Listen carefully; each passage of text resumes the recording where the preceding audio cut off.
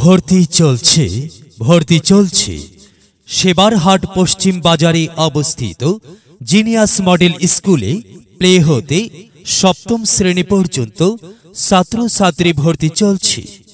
প্রধান শিক্ষক Shamsun Nahar BA honours MA ইংরেজি এর দক্ষ পরিচালনায় পরিচালিত হচ্ছে জিনিয়াস মডেল স্কুল।